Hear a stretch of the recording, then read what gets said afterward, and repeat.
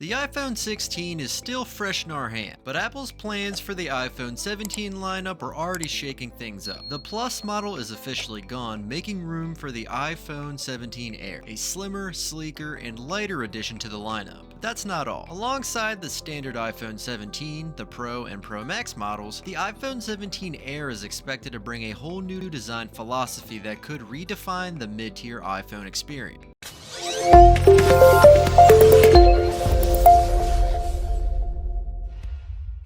The iPhone 17 Air is poised to become Apple's slimmest iPhone yet. While rumors vary, reports suggest the chassis could be as thin as 5.5mm at its point, with some sources pointing to a 6.25mm frame. Either way, it's thinner than the iPhone 6, which came in at 6.9mm, a record that's held since 2014. To maintain that incredibly slim profile, Apple is making structural changes. The rear camera is moving from the upper left corner to the center, creating a larger, more pronounced bump to accommodate the single 48MP sensor. Meanwhile, the USB-C port is shifting slightly backward to make room for internal components, and the speaker grills are being simplified to just 2 holes per side. The Pro models are also getting a major design overhaul. Apple is ditching the titanium frame and bringing back aluminum, a material it hasn't used for Pro models since the iPhone X in 2017. This isn't just any aluminum. The iPhone 17 Pro and Pro Max will feature a dual material back, with aluminum on top and glass below to support wireless charging. Pro models are also getting a larger rectangular camera bump. While the arrangement remains triangular, the layout is more spaced out, allowing for larger sensors and potentially better cooling. For years, Apple reserved the buttery smooth 120Hz ProMotion refresh rate for its Pro model, but in 2025,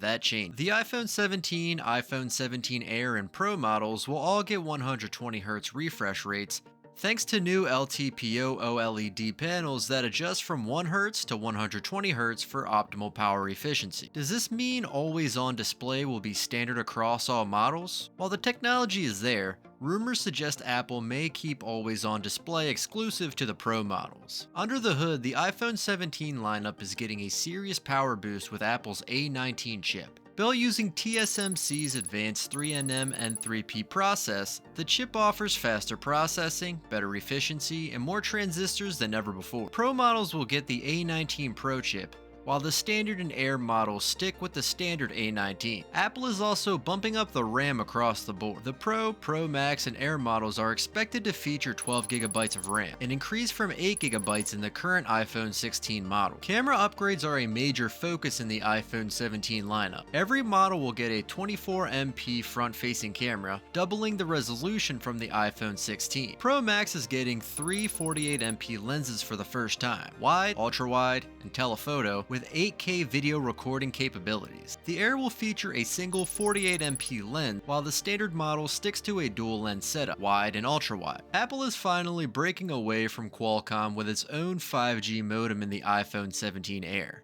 But while it supports sub-6 GHz bands, it won't offer the fastest mmWave speeds, capping download speeds at 4 GB a second. All 4 iPhone 17 models will also support Wi-Fi 7, powered by Apple's first custom-designed Wi-Fi chip, which can hit speeds of up to 40 GB a second. With a new Air model, advanced camera systems, ProMotion displays, and custom Apple chips, the iPhone 17 lineup is shaping up to be one of the most ambitious redesigns in years. But with the potential price increase, the question is, are these upgrades worth it? Let us know in the comments below.